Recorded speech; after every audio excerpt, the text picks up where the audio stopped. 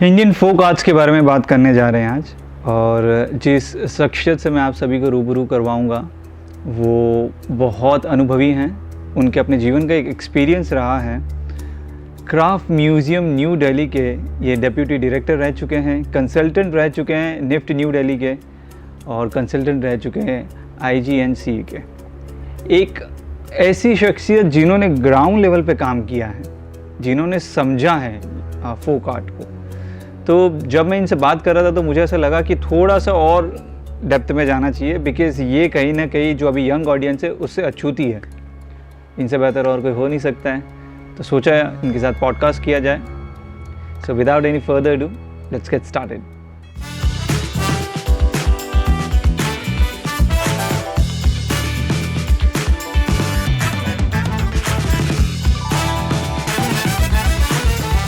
Welcome sir IDM के इस studio में, इस कैंपस में मैं आपका वेलकम करता हूँ एक बार फिर से। काफ़ी बातें की है हमने इतने दिनों में, और आज मौका मिला है इन बातों को रिकॉर्ड करने का और आप भी खुश थे, तो मुझे ऐसा लगा कि चलिए फोक आर्ट के बारे में बात की जाए, बिकॉज़ ये एक ऐसी कला है।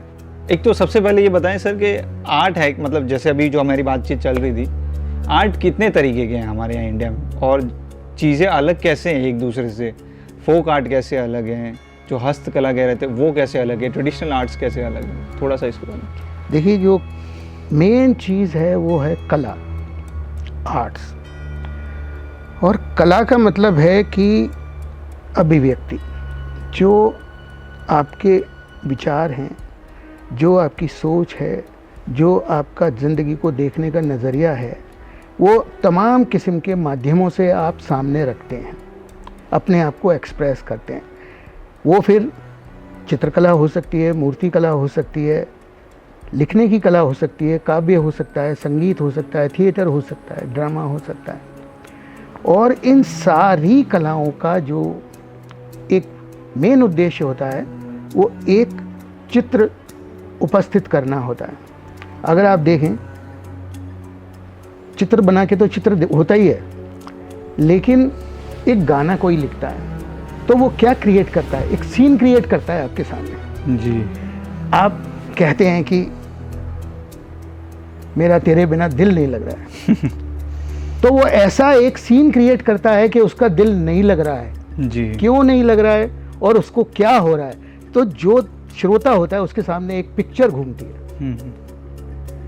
संगीत का भी यही है, मूर्ति से भी आप एक मूर्ति सामने रखते हैं, और थिएटर इन सब चीज़ों का मिश्रण है, जहाँ सारी कलाएं एक दूसरे में समाहित हो जाती हैं। क्योंकि थिएटर के अंदर अभिनय भी आता है, डांस भी आता है, डायलॉग भी आते हैं, कहानी भी आती है, गाना भी आता है। तो सारी कलाओं का जो संगम है वो उसमें थिएटर में जाके संकलित होता है। लेकिन थिएटर के बाद में जो दूसरी सबसे महत्वपूर्ण कला है वो चित्रकला, क्योंकि सारी कलाएं, आखिर थिएटर भी आपके सामने एक सीन प्रस्तुत करता है ऑडियो विजुअल फॉर्म में, लेकिन उसका मेन चीज़ होता है विजुअल। ओके, साथ इवन वो भी होते हैं, मोनोलॉग भी होते हैं। जी जी, जिसमें कोई डायलॉग, मोनोप्ले भी होते हैं, जिसके अंदर कुछ नहीं होता है, लेकिन वो सीन क्रिएट करते हैं। तो अंतिम जो उद्देश्य है तमाम कलाओं का, वो अपने आप की अभिव्यक्ति एक सीन के रूप में करना। वो सीन कविता के रूप में हो सकता है, गाने के रूप में हो सकता है, संगीत के रूप में हो सकता है, चित्र के रूप में हो सकता है, नाटक के रूप में हो सकता है। लेकिन प्रॉब्लम कहाँ खड़ी होती है, जब हम एक कला को दूसरी कला की भाषा से समझना शुरू करते हैं। जैसे आप एक किताब है, उपन्यास है, उसको तो आप पढ़ने के बाद ही समझ सकते हैं। अब चित्र को आप उपन्यास की तरह पढ़ना शुरू कर देंगे, नहीं समझ पाएंगे, तो आप नहीं समझ पाएंगे। लेकिन उपन्यास को केवल चित्र की तरह देखते रह जाएंगे तो उपन्यास भी नहीं समझ पाएंगे, क्योंकि उसकी भाषा अलग है, उसका रूप अलग है, उसको समझने की तरीका अलग है। तो चित्र को आप किताबों की तरह अगर पढ़ने की कोशिश करेंगे तो अधिकांशतः जो सबसे बड़ी परेशानी है, ख़ास तौर से अगर हम देखें तो मॉडर्न आर्ट के साथ में, कि हमको समझ में नहीं आता ये मॉडर्न आर्ट है क्या, क्योंकि आप उसको पढ़ने की कोशिश करते हैं किताब की तरह, जबकि वो है क्या, विजुअल आर्ट है। कहते हैं ना, जैसे अभी आपने जी, कहा जी। कितने तरीके की आर्ट है, तो एक विजुअल आर्ट है। तो विजुअल का मतलब क्या होता है? दृश्य। दृश्य का मतलब है देखने वाली चीज। तो विजुअल आर्ट, चित्र क्या है? देखने वाली चीज है, पढ़ने वाली चीज नहीं है, सुनने वाली चीज नहीं है।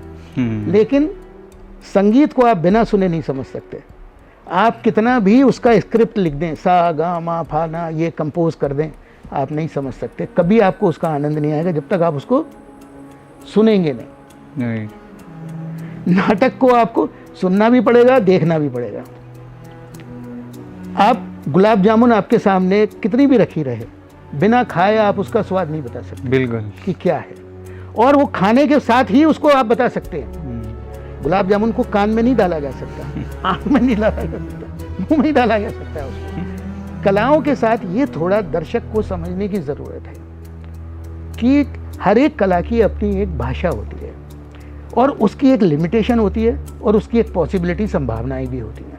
उसमें असीम संभावनाएं, लेकिन उसकी एक लिमिटेशंस भी हैं। जैसे चित्रकला को आप केवल देख सकते हैं, उसको किताब की तरह आप उसको पढ़ नहीं सकते। अब चित्र के अनेक रूप हो सकते हैं। जैसे एक पोस्टर भी हो सकता है, एक बुक कवर भी हो सकता है, एक इंडिपेंडेंट चित्र भी हो सकता है, किसी का व्यक्ति चित्र भी हो सकता है जी, किसी वस्तु का चित्र भी हो सकता है। उन सब के उद्देश्य अलग अलग हैं। जैसे आपने पोस्टर बनाया, आपने हरित क्रांति के ऊपर पोस्टर बनाया, तो वो पोस्टर कुछ कहेगा, वहां पर आपको वो पोस्टर कुछ कहता है जो आपको सीधे सीधे समझ में आता है। एक पोस्टर को आप एक पेंटिंग से कंपेयर नहीं कर सकते। ओके, हैं दोनों चित्र ही। दोनों चित्र हैं, दोनों में कला है, लेकिन एक विशुद्ध कला है और एक पोस्टर है, उसका एप्लीकेशन, अप्लाइड रूप है। वो कला किस लिए इस्तेमाल की गई है? कुछ कहने के लिए। पेंटिंग कुछ कहने के लिए नहीं बनाई गई है, वो सिर्फ अभिव्यक्ति है। वो अभिव्यक्ति है। वो आपको एक विजुअल एक्सपीरियंस देने के लिए बनाई गई है। वो कहने के लिए भी हो सकती है, वो आर्टिस्ट के ऊपर है, लेकिन उसका मेन उद्देश्य होता है आपको एक ऐसा विजुअल एक्सपीरियंस देना जो आपने पहले कभी नहीं देखा है।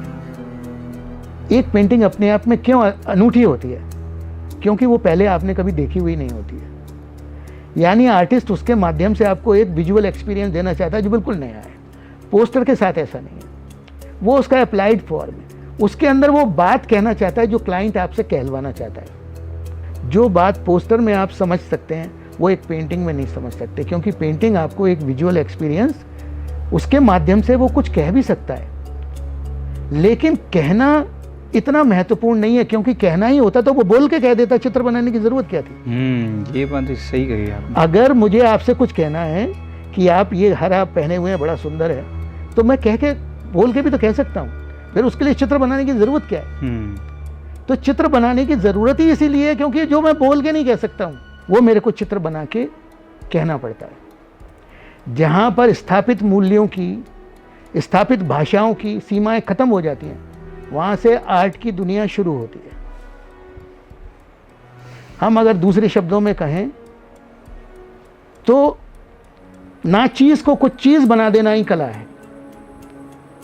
अभी आप देख रहे हैं कि यहाँ पर ITM में आजकल मिट्टी का काम हो रहा है, टेराकोटा का काम हो रहा है। मिट्टी की क्या कीमत है? मिट्टी क्या चीज़ है? लेकिन वो मिट्टी को इस रूप में गढ़ देना कि वो ना चीज़ से कुछ चीज़ बन जाए, यही तो कला है। वो जो ये लोग कर रहे हैं। अब कलाओं के हिंदुस्तान में अगर हम देखें तो मोटे रूप में 3-4 रूप हैं जी। ख़ास तौर से लोग एक और कन्फ्यूज़न पैदा करते हैं कि जो हस्तकलाएं हैं उनको ललित कला, फाइन आर्ट समझ लेते हैं। जो हैंडीक्राफ्ट है, हस्तशिल्प है, वो कला नहीं है। कला का अंश होता है उसमें, लेकिन वो शुद्ध कला नहीं है। क्योंकि हस्तकलाओं की जो सरकारी परिभाषा है वो है कोई सुंदर, उपयोगी और काम आने वाली चीज़। थोड़ी सुंदर हो, थोड़ी काम आने वाली हो, उपयोगी हो, थोड़ी ड्यूरेबल हो, टिकाऊ हो, ऐसी चीज़ें हस्तकला कहलाती हैं। इसके अंदर कपड़ा बनाना, कपड़ा बुनना, बाल बनाना, जीवन से रिलेटेड सारी सुविधाएं जुटाना इन हस्तकलाओं का काम होता था। रस्सी बुनना, मछली पकड़ने के जाल बुनना, मिट्टी के बर्तन बनाना, लोहे के औजार बनाना।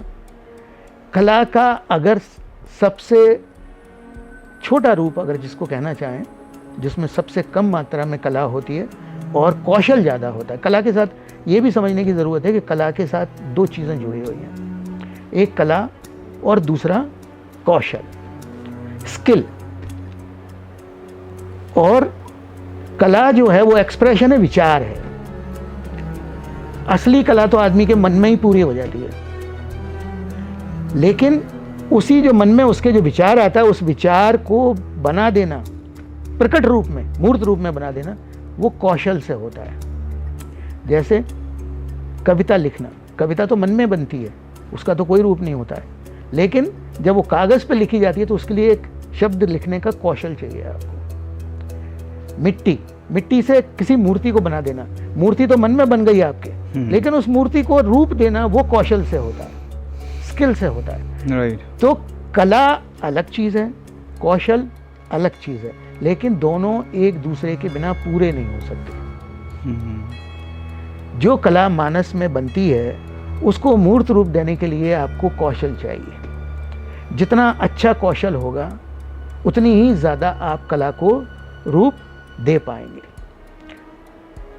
ये तो हुआ हस्तशिल्प, और हस्तशिल्प का उदाहरण आप ऐसे देख सकते हैं कि जैसे कुम्हार है, वो मिट्टी के प्याले बनाता है, दिए बनाता है, मटके बनाता है, बर्तन बनाता है, तो ज़्यादातर वो एक ही मटके की हज़ारों कॉपियाँ बनाते रहते हैं, ज़िंदगी भर वो दिए बनाते रहते हैं, और वो जनरेशन टू जनरेशन चलता है। जो उनके बाप दादा बनाते चले आ रहे थे वही वो दूसरे उसकी आने वाली जनरेशन बनाती है। उसके लिए किसी शिक्षा की ज़रूरत नहीं पड़ती, बल्कि वो एक पीढ़ी से दूसरी पीढ़ी को स्वतः हस्तांतरित होती चलती है। हस्तकला के लिए किसी भी ट्रेनिंग की ज़रूरत नहीं पड़ती, वो घर में ही जो बच्चे होते हैं वो अपने माँ बाप को देख देख के वो उससे उन्हीं से उसकी ट्रेनिंग सीख लेते हैं। पैतृक होती है ज़्यादातर, और ये कम्युनिटी बेस्ड होती है। शुरू में तो आदमी फूड गैदरर हंटर था, गुफाओं में रहते थे, जानवरों को मार मार के खाते थे, कंदमूल भी खा लेते थे।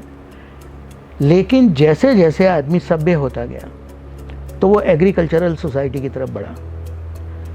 शिकार में तो आपको एक जगह घर बनाने की ज़रूरत नहीं है, जहाँ जहाँ पशु होंगे वहाँ वहाँ आपको जाना पड़ेगा।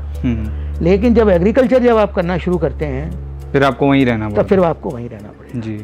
तो एग्रीकल्चरल सोसाइटी के डेवलपमेंट के साथ ही स्थायी गांव बना के रहने की शुरुआत भी हुई। सेटल्ड सोसाइटियाँ बनना शुरू हुई। जब सेटल्ड सोसाइटियाँ बनना शुरू हुई तो उनकी ज़रूरतें आ गईं। पानी रखने के लिए बर्तन चाहिए, पहनने के लिए कपड़े चाहिए, लोहे के औजार चाहिए, पीतल के बर्तन चाहिए, सोने के गहने चाहिए, कपड़ा पहनने के लिए कपड़ा बुनने वाला चाहिए। तो ऑक्यूपेशनल कास्ट का उदय हुआ, यानी कुछ ऐसे आर्टिस्ट बने, कुछ लोग ऐसे बन गए जो मिट्टी के काम में जिन्होंने दक्षता हासिल कर ली, कुछ लोग ऐसे हुए जिन्होंने लोहे के काम में दक्षता हासिल कर ली। वो जो कारीगरों के ख़ानदान आगे आगे जैसे बढ़े तो उन्होंने कम्युनिटी का रूप ले लिया। कुम्हार कम्युनिटी बन गई, लोहार कम्युनिटी बन गई, बढ़ई कम्युनिटी बन गई, जुलाहा कम्युनिटी बन गई, सुनार कम्युनिटी बन गई। इस तरीके से जो अलग अलग माध्यमों से जो हस्तकलाएं बनाई जा रही थी उनमें एक्सपर्टीज़ अलग अलग लोगों ने, अलग अलग कारीगरों ने कर ली और उन लोगों के समुदाय बन गए। तो ये ऑक्यूपेशनल समुदाय धीरे धीरे आज तक वो चले आ रहे हैं। जैसे है ना हमारे यहाँ कुम्हार होते हैं, लोहार होते हैं, ये क्या हैं? ये वही हैं जो पहले कारीगर थे, जो बाद में समुदायों में, समाज में विकसित हो गए। छोटे छोटे एक परिवार था, लेकिन वो परिवार खानदान में परिवर्तित हुआ, कुटुंब बना, और बड़ा कुटुंब बना, और औलादें उनकी आगे चलती गई और धीरे धीरे वो एक समुदाय के रूप में आज हमारे सामने, हज़ारों साल की यात्रा में आज वो हमारे सामने समुदायों के रूप में है। तो जितने भी क्राफ्ट हैं ज़्यादातर क्राफ्ट सामुदायिक हैं। अब आज़ादी के बाद में उसमें ये परिवर्तन आया कि दूसरे जाति के लोगों ने भी किसी काम को सीखना शुरू कर दिया।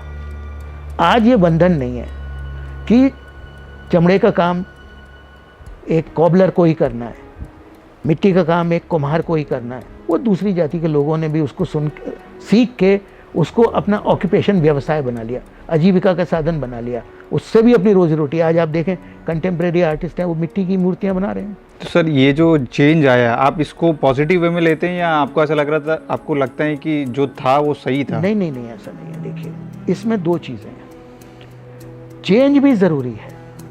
सोसाइटी चेंज क्यों आता है? जब सोसाइटी की डिमांड होती है तब चेंज आता है, स्वतः कोई चेंज नहीं आता। जो भी चेंज आता है वो सोसाइटी की एक डिमांड होती है, उस डिमांड के हिसाब से चेंज आता है। जैसे आप गर्मियाँ होती हैं, सूती कपड़े पहनने लगते हैं, ठंड आते ही आप गर्म कपड़े पहनने लगते हैं। वो चेंज आप नहीं लाए, लेकिन वो जो एटमॉस्फेयर का, वातावरण का जो चेंज है, उसकी डिमांड थी कि आप वो चेंज लाओ। और तरह तरह के कपड़े जो बनना शुरू हुए तो वो सोसाइटी की डिमांड है, इसलिए बनना शुरू हुए। ये भी जो चेंज आया, देखिए, जब आज़ादी के बाद में जाति व्यवस्था टूट गई, पहले तो जाति व्यवस्था थी, जो जाति के लोग हैं वही काम करते थे, दूसरे लोग उस काम को कर ही नहीं सकते थे। लेकिन आज़ादी के बाद में जब जाति व्यवस्था टूट गई तो कोई भी किसी भी काम को वो कर सकता था, अपना सकता था। तो लोगों ने इसको व्यवसाय के तौर पे अपनाया। हिंदू भी बढ़े हैं, मुस्लिम भी बढ़े हैं, ईसाई भी हैं, सिख भी हैं, सब है, और वो सब लकड़ी का काम करते हैं। क्यों? क्योंकि उन्होंने उस चीज़ को, जबकि पहले सुथार एक कम्युनिटी होती थी। और ये बात करें आप आज़ादी के बाद की? आज़ादी के बाद की। उसके पहले तक ये जो चलता रहा, जो कम्युनिटी थी ज़्यादातर वो कम्युनिटी बेस्ड ही था, दूसरे लोग उसमें नहीं करते थे। आज स्वीपर की नौकरी सरकार में निकलती है तो उसमें जो भंगी कम्युनिटी के लोग होते हैं, उनके अलावा भी लोग स्वीपिंग का काम करने जाते हैं। आज आप देखिए, जो मेंटेनेंस करने वाले हैं, जो क्लीनली का जो स्टाफ होता है, उसके अंदर सारे स्वीपर कम्युनिटी के लोग थोड़े होते हैं, दूसरी कम्युनिटी के लोग भी उसमें झाड़ू लगा रहे हैं। क्योंकि वो उस कम्युनिटी के नहीं है, लेकिन उन्होंने उसको एक पेशे के तौर पे, नौकरी के तौर पे उसको अपना लिया कि जिससे उनकी रोजी रोटी चल सके, बच्चों को उनसे खाना मिल सके। मतलब अच्छा बदलाव ही है एक तरीके से। एक तरीके ये अच्छा ही बदलाव है, जो समय की मांग थी उसके हिसाब से ये बदलाव हुआ। लेकिन इसमें दो चीज़ों का फर्क आ जाता है। एक कुम्हार जो मिट्टी का काम करता है, उसके पास सैकड़ों साल का अनुभव होता है, जो उसके पैतृक दादा परदादा से मिट्टी की पहचान कैसे करना, आकार कैसे देना, चाक को कैसे बनाना, चाक को कैसे चलाना, कौन सा प्रोडक्ट किस मौसम में बनना है, कौन सा प्रोडक्ट किस देवी देवता की पूजा के लिए बनना है, उसकी क्या कहानी है, उसका कैसा आकार होना चाहिए।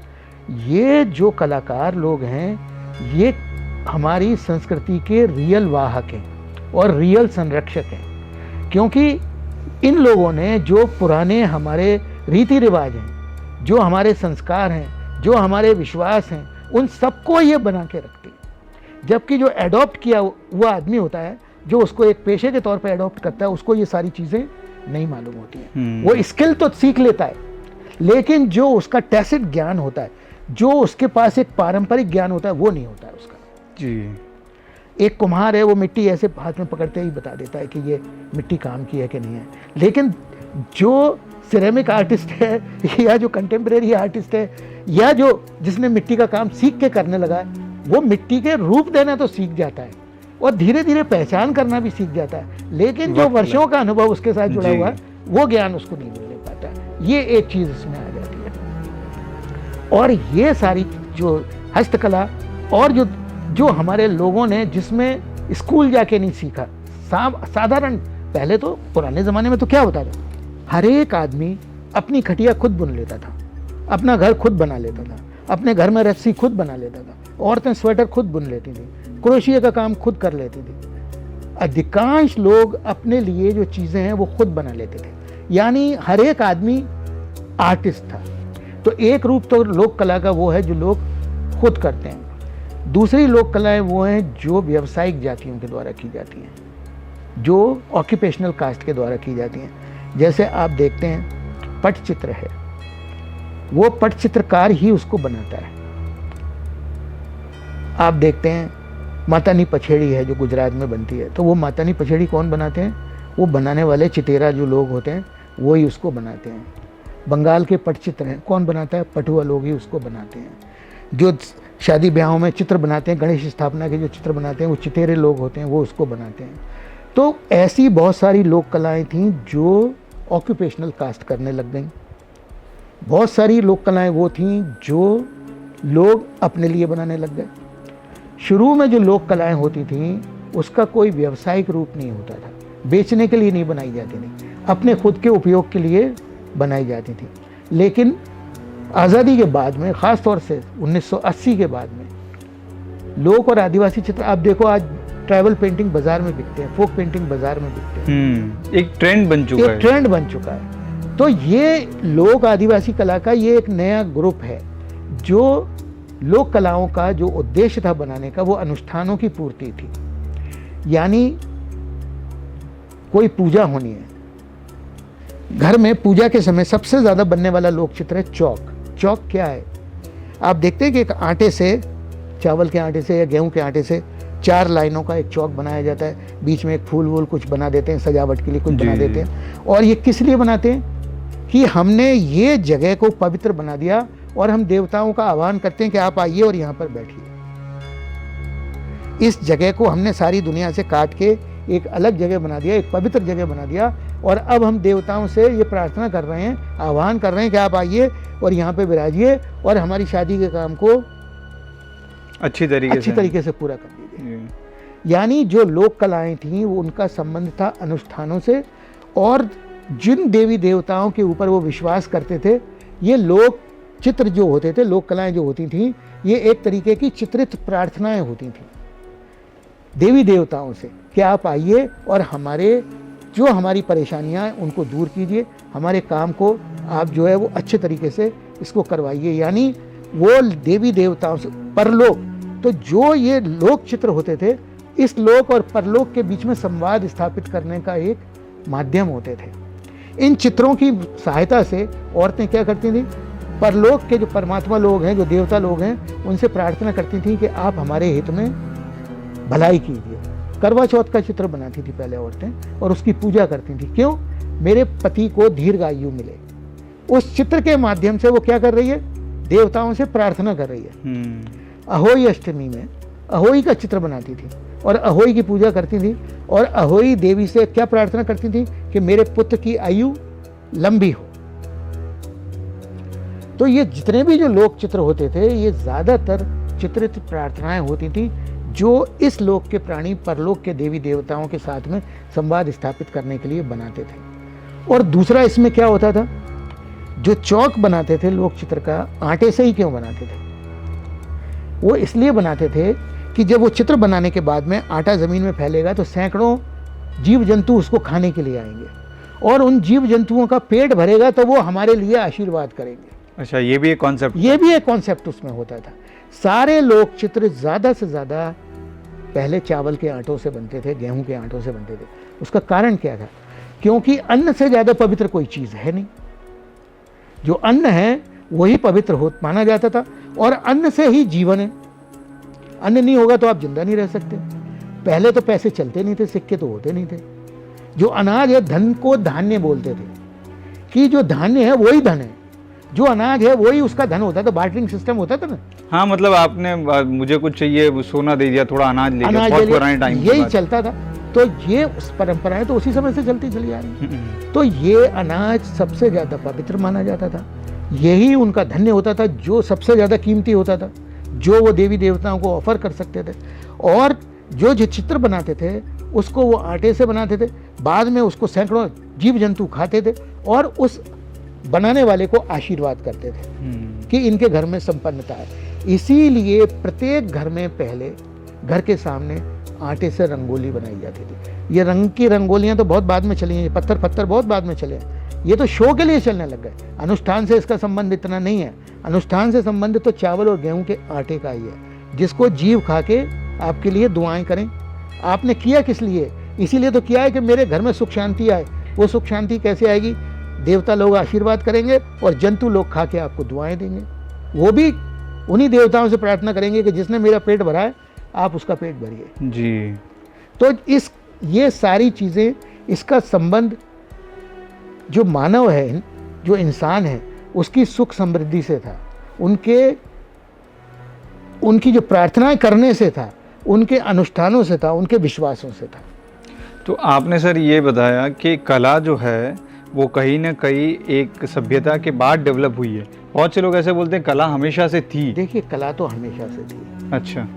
जब से इंसान है उसके बाद से कला ज़रूर, क्योंकि जो सबसे पुराने हमको जो चीज़ें मिलते हैं वो मिलते हैं स्टोन एज के हथियार, पत्थर के भाले, छुरे, तीर कमान में तीर का बाण का सामने का अग्रभाग, वो सब क्या था कि वो पत्थर को तोड़ तोड़ के, यानी जो नेचुरल पत्थर है उसको आपने एक रूप दिया ना, जहाँ पे रूप देने की बात आ जाती है वहीं से कौशल और कला शुरू हो जाती है।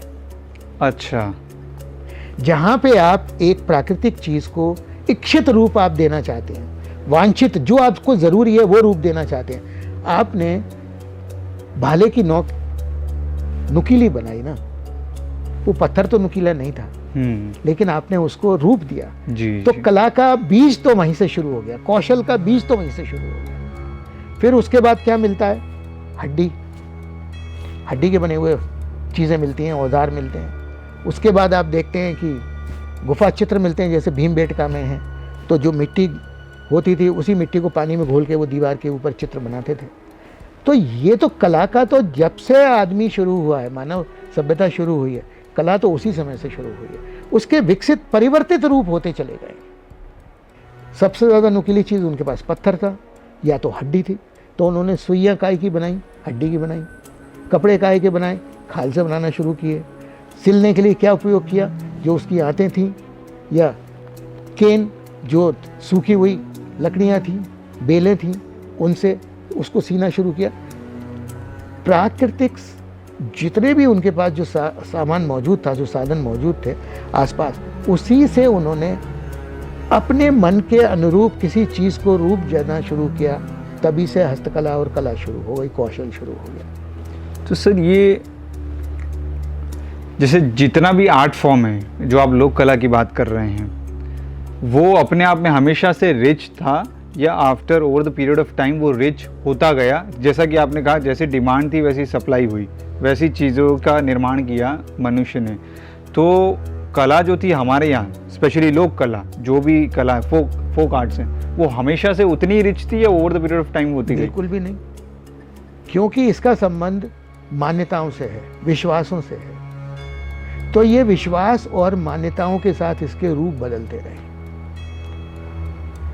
पहले जैसे जैसे धर्म का विकास हुआ वैसे वैसे लोक कलाओं के रूप भी बदलते चले गए, क्योंकि उन्हीं धार्मिक प्रतीकों को और उन्हीं धार्मिक देवी देवताओं से संबंधित चीज़ों को इनके अंदर बनाया जाने लगा। जैसे जब वैदिक काल था, तो वैदिक काल में तो जो वैदिक देवता हैं ज़्यादातर प्रकृति की चीज़ें थीं। जैसे सूर्य देवता होते थे, चंद्र देवता होते थे, पवन देवता होते थे, जल देवता होते थे, तो उनकी कोई शक्लें नहीं थी। वैदिक काल में तो आर्य जो थे वो तो मूलतः, तो दोनों बातें हैं कहते हैं, लेकिन मूलतः वो मूर्ति पूजक नहीं थे।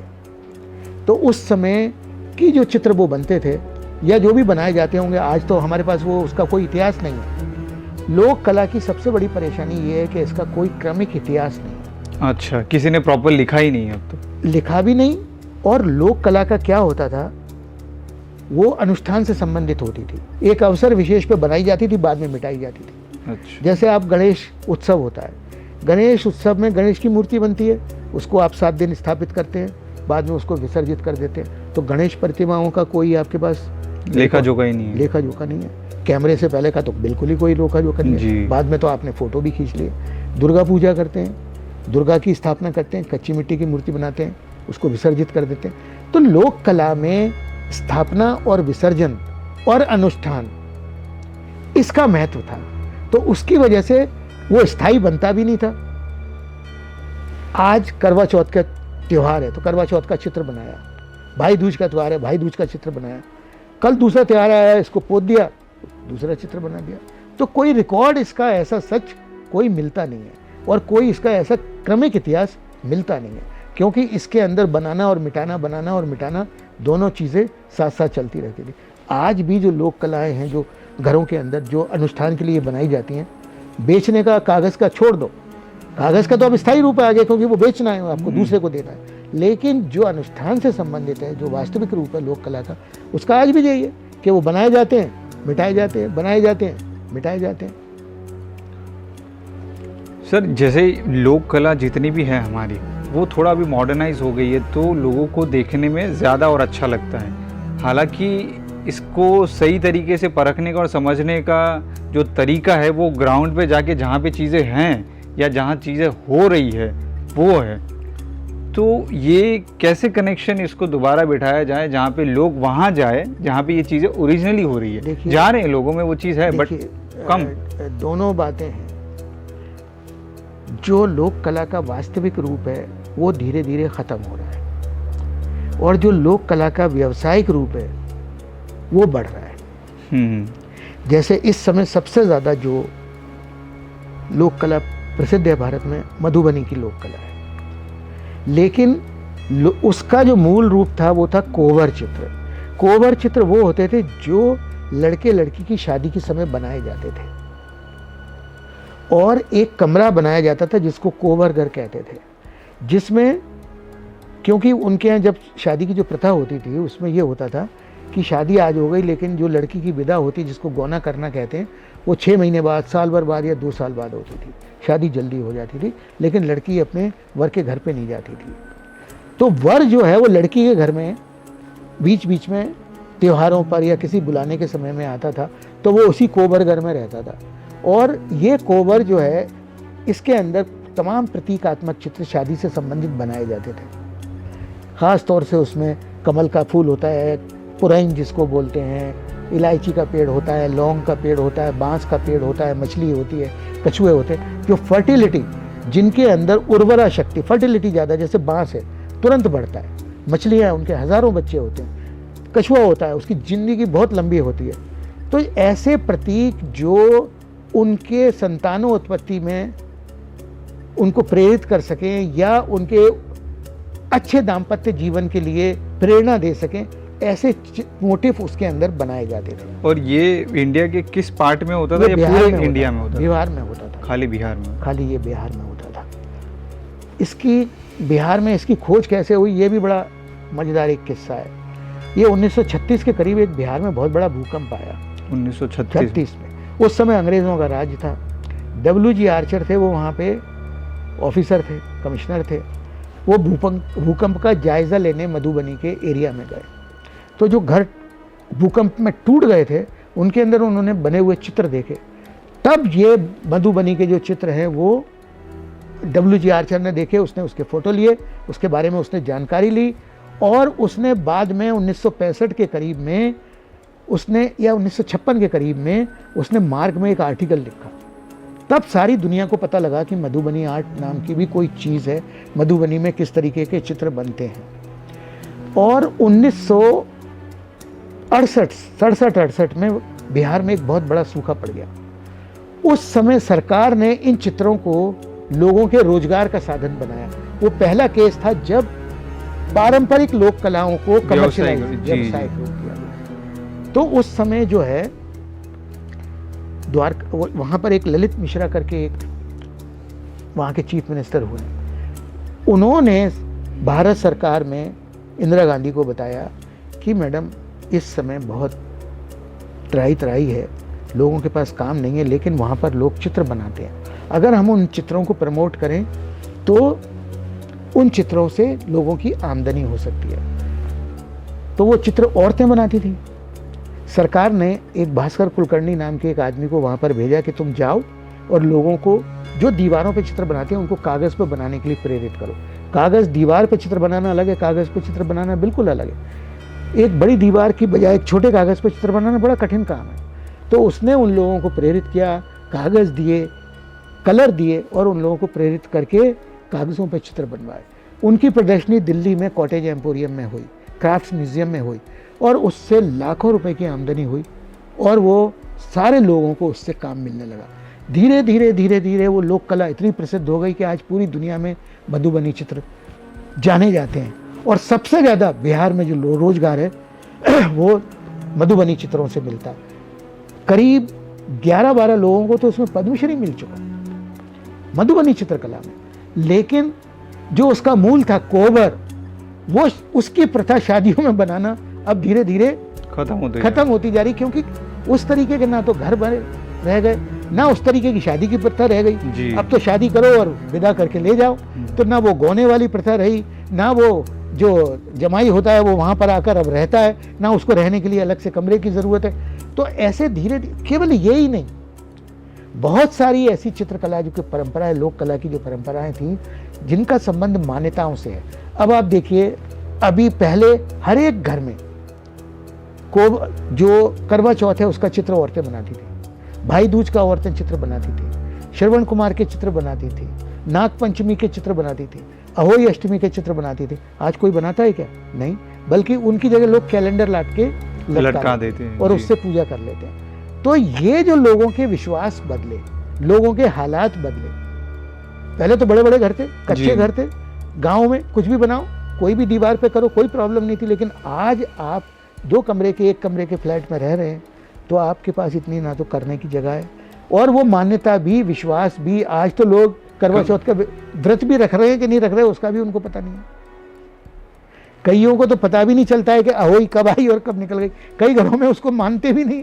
तो लोगों के जो विश्वास और आस्थाएं जो बदल रही हैं और उनके जो हालात बदल रहे हैं, उससे भी लोक कलाओं में परिवर्तन आ रहा है, उनका धीरे धीरे रूप बदल रहा है। तो वो जो उनका पारंपरिक रूप है वो अब व्यावसायिक रूप में बदलता चला जा रहा है, कि वो लोग भी अब उसको पूजा करने के लिए नहीं, बाजार में बेचने के लिए बनाने लग गए। अब क्योंकि बाजार में बेचने के लिए बनाएंगे, तो आपने कहा वो मॉडर्न होती जा रही है, तो उनका रूप बदलेगा। क्योंकि अब जो खरीदने वाला है वो क्या चाहता है, कुछ अलग हो, तो वो उस तरीके से करेंगे। फिर पहले तो रेलगाड़ियां गांव में थी नहीं, हवाई जहाज गांव के लोगों ने देखे नहीं थे, पहनावा लोगों को अलग होता था, घर को बनाने का तरीका अलग होता था। तो आज जो लोक चित्र बन रहे हैं, उनके अंदर वो सारी चीज़ें, जो नई नई चीज़ें हैं, वो भी इनकॉर्पोरेट होती जा रही हैं। कार भी बना रहे हैं, ट्रैक्टर भी बना रहे हैं, हेलीकॉप्टर भी बना रहे हैं, रेल भी बना रहे हैं, हवाई जहाज भी बना रहे हैं। क्यों? क्योंकि अब वो चीज़ें उनके जीवन में आ गई। हालांकि वो पारंपरिक नहीं थी, पारंपरिक जब बनाते थे उसमें उनका कोई रोल नहीं था, लेकिन अब वो क्योंकि व्यावसायिक रूप से बना रहे हैं, लोगों को क्या चाहिए, तो उन्होंने नए नए तरीके के रंग बनाना शुरू कर दिए। पहले तो मिट्टी के रंगों से बनाते थे, लेकिन अभी तो वाटर कलर से बना रहे हैं, एक्रेलिक कलर से बना रहे हैं, पोस्टर कलर से बना रहे हैं, कोई तो ऑयल कलर से भी बना रहे हैं। मतलब बेसिकली ये सारी चीज़ें कमर्शियलाइज हो गई है। क्योंकि कमर्शियलाइज हो गई है, तो कम से कम टाइम में आपको ज़्यादा से ज़्यादा डिलीवरी देनी है, और उसका मकसद सिर्फ एक ही है, पैसा कमाना, ना कि आर्ट को प्रिजर्व करना। वो उसके माध्यम से प्रिजर्व हो जाए एक अलग बात है, आखिर वो कितना भी, पर ऑथेंटिसिटी तो कम हो जाती है ना सर उसकी। ऐसा भी नहीं है। देखिए, इसमें थोड़ा जो बाजार बनने से, रूप बदलने से कलाकारों के सामने भी चैलेंज आया है। पहले क्या था, जो घर की स्त्रियां जो चित्र बनाती थी, उनका उद्देश्य केवल अनुष्ठान तक सीमित था, पूजा पद्धति तक सीमित था, देवताओं को खुश करने तक सीमित था।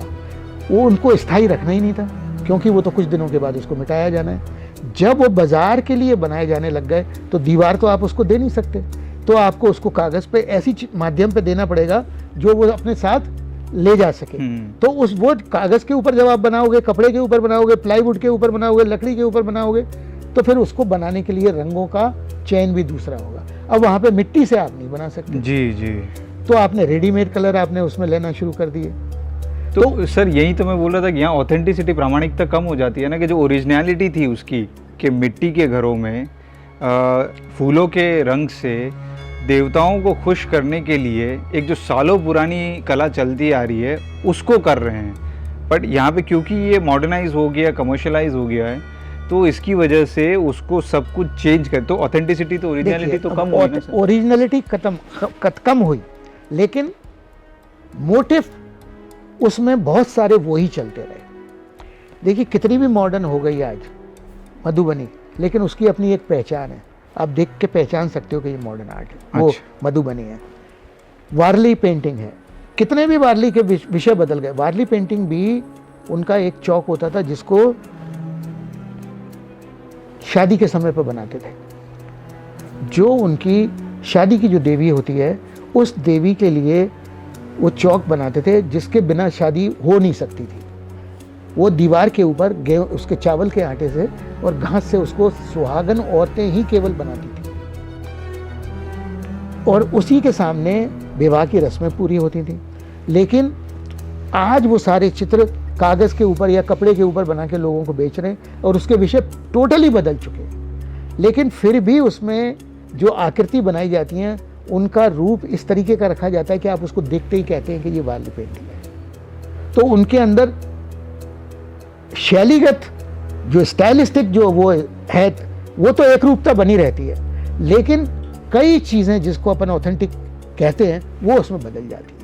फिजिकल फॉर्म में कह सकते हैं कह कि सकते हैं। हाँ, मतलब विजुअली तो वो ऑथेंटिक लग रहा है, लेकिन अगर आप उसको टच करने में जाए तो कलर चेंज हो सकता है, कलर चेंज हो सकता है, माध्यम का चेंज हो सकता है। हम्म। पहले बहुत सारे जो विषय वस्तु उसमें बनती नहीं थी वो विषय वस्तु आज बन रही है। जैसे आज अगर आप एक वारली चित्रों को देखेंगे तो उसके अंदर बहुत सारे कांबड़ी डांस, एक वो गोल गोल कॉइल जैसा आप देखते हैं उसको कांबड़ी डांस बोलते हैं, तारपा डांस भी बोलते हैं।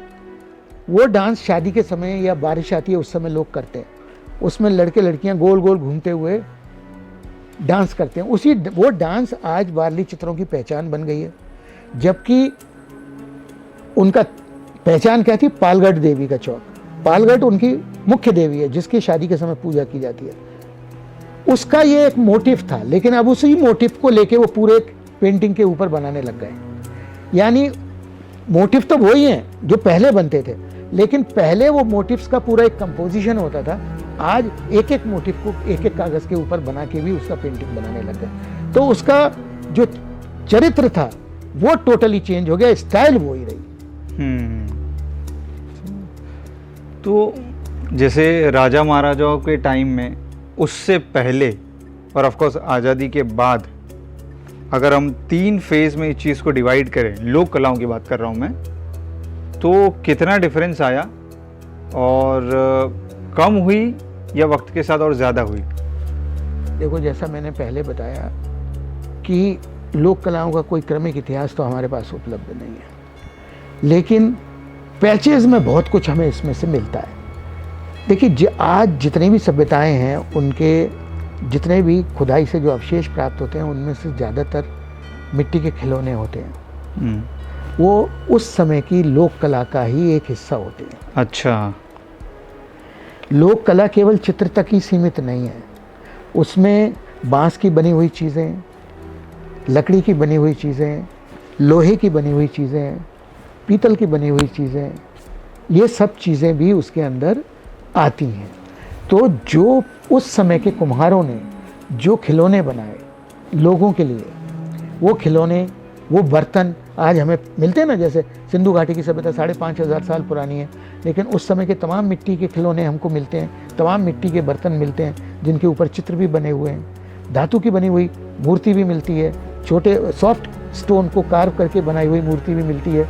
तो ऐसा नहीं है कि उनके नमूने मिलते नहीं हैं लोक कला के, लेकिन उनको वो अगर हम क्रम में लगाएं कि इस युग के बाद ये आया तो ये होगा, मुश्किल हो जाएगा। वो उस तरीके का केवल हमको टेराकोटा में या पत्थर में या धातु में कुछ मिलता है। अच्छा। बाकी सारी चीज़ों में नहीं मिलता है। तो टेराकोटा की जैसे भी आपने बात की, तो इसी पे आते हैं सर कि ये आर्ट फॉर्म क्यों अलग है? मतलब ऑफ कोर्स ये सिर्फ और सिर्फ मिट्टी और भूसे से बनता है, और जो मैंने इनके आर्टिस्ट को देखा है बनाते हुए, जिस तरह से ये लोग काम करते, कोई मेजरमेंट नहीं होता है, सिर्फ इनकी एक सोच होती है और वो सोच के थ्रू अब ये बनाना स्टार्ट करते हैं इन मूर्तियों को। और उससे भी बेहतर और अलग मुझे ये लगा कि ये लोग कोई भी मूर्ति ऊपर से नीचे बनती है, ये लोग नीचे से ऊपर मूर्ति बनाते हैं। तो ये चीज़ मुझे अलग लगी। इसके अलावा टेराकोटा कैसे अलग है, मतलब दूसरी कलाओं से? देखो, जो टेराकोटा है इसका मतलब है कि कच्ची मिट्टी के चीज़ बना के, कच्ची मिट्टी को पानी में मिला के गूंथ के उससे कोई आकार बना लेना और उस आकार को आगी में, भट्टी में पका के 800 डिग्री से या उससे ऊपर पका के स्थायी रूप देना, ये पूरी प्रक्रिया टेराकोटा कहलाती है। टेराकोटा एक प्रोसेस है जिसके माध्यम से कच्ची मिट्टी को पकाकर एक स्थायी रूप दिया जाता है। ये एक बहुत बड़ा वैज्ञानिक चमत्कार है। बहुत बड़ा टेक्नोलॉजिकली बहुत बड़ा चमत्कार है कि कच्ची मिट्टी को पका के स्थायी रूप दे देना। ये छोटी मोटी बात नहीं है, ये अपने आप में विज्ञान का बहुत बड़ा चमत्कार है। क्योंकि शुरू में तो कच्ची मिट्टी की ही सारी चीज़ें बनती थी, आज भी कच्ची मिट्टी की सारी चीज़ें बनती हैं, लेकिन जिस दिन से मनुष्य ने कच्ची मिट्टी को पका के स्थायी रूप देना शुरू किया, तब से ईंटें बनी और ईंटों के पक्के मकान बनना शुरू हुए। इसीलिए हम देखते हैं कि जो हड़प्पा कालीन जो संस्कृति है उसमें जो मकान थे वो ईंटों के बने हुए मकान थे। तो सबसे ये केवल एक कलाकारी माध्यम नहीं है टेराकोटा, बल्कि विज्ञान का भी एक बहुत बड़ा चमत्कार है। टेराकोटा बनाने के लिए 2-3 पद्धतियाँ हो सकती हैं। एक पद्धति है चाक पे मिट्टी को रूप देना, जिसको हम थ्रोइंग कहते हैं। चाक के आविष्कार के पहले, ये चाक के आविष्कार के बाद में शुरू हुआ, लेकिन चाक के आविष्कार के पहले मिट्टी को रूप कैसे दिया जाता था? मॉडलिंग के द्वारा। हाथ से आप उसका कोई एक मॉडल बनाओ, हाथ से करके रूप दो। और आज भी जो मॉडलिंग है वो टेराकोटा का सबसे बड़ी स्किल है। जो हमारे यहाँ जो काम हो रहा है, जिसमें दक्षिण भारत के कुम्हार आए हुए हैं, इसमें सिवाय मॉडलिंग के और कुछ है ही नहीं। जब चाक का आविष्कार नहीं हुआ था, उस समय जो बर्तन बनाए जाते थे, मिट्टी के बर्तन बनाए जाते थे, वो कॉइल पद्धति से बनाए जाते थे। यानी मिट्टी की एक रस्सी जैसी बना लेते थे और उस रस्सी को गोल गोल गोल गोल घुमाते हुए, एक के ऊपर एक रखते हुए मिट्टी को ऊपर उठाते थे और आपस में मिला देते थे और एक बर्तन का आकार बना देते थे। तो सिंधु घाटी की सभ्यता में ये दोनों रूप मिलते हैं। कॉइल पद्धति से भी पॉटरी बनी है और थ्रोइंग चाक के ऊपर भी पॉटरी बनी है, और मॉडलिंग करके भी उसमें मूर्तियां बनी हैं, कार्व करके, कटिंग करके भी उसके अंदर सीलें बनी हैं, पेंट करके टेराकोटा के ऊपर पेंट करने का काम भी उसमें हुआ है। तो ये सारी जो पद्धतियां हैं टेराकोटा की, सबसे प्राचीन अगर हम कोई देखें कला चित्रों के बाद में, तो टेराकोटा। सर नाम बड़ा इंग्लिश लगता है, टेराकोटा। हिंदी में इसको मृण शिल्प बोलते हैं। अच्छा। मृण का मतलब होता है मृदा, मृदा यानी मिट्टी। तो मिट्टी से बनी हुई कोई भी चीज़ वो मृण शिल्प कहलाती है। इसीलिए उसको मृदा शिल्प या मृण मूर्ति या मृण शिल्प ये कहते हैं। थोड़ा बोलना ये भारी पड़ जाता है, इसलिए टेराकोटा यूज। और कुम्हार को नाम पहले कुंभकार था। कुंभ का मतलब होता है मटका, यानी बर्तन बनाने वाला, मिट्टी के बर्तन बनाने वाला कौन कहलाया? कुंभकार। वही अपभ्रंश होके कुम्हार बन गया, वही बाद में चल के एक कम्युनिटी बन गई जो मिट्टी का काम करने लग गए। सर गवर्नमेंट का रोल, आपने जैसे अभी आपने बताया कि 1936 के बाद ये जो चेंज आया और ख़ास करके 1980 के बाद बिहार में जो अभी चर्चा हुई अपनी, तो गवर्नमेंट ने कहीं ना कहीं एक इनिशिएटिव लिया था उस वक्त, तब जाके ये लोगों में थोड़ा सा मॉडर्नाइज हुआ। तो अभी भी नहीं, ये देखो क्या है मॉडर्नाइज, क्या वो कमर्शलाइज हुआ। अच्छा। यानी जो काम पहले, देखिए जो लोक कलाएं थी पहले मैंने बताया 2 प्रकार की थी।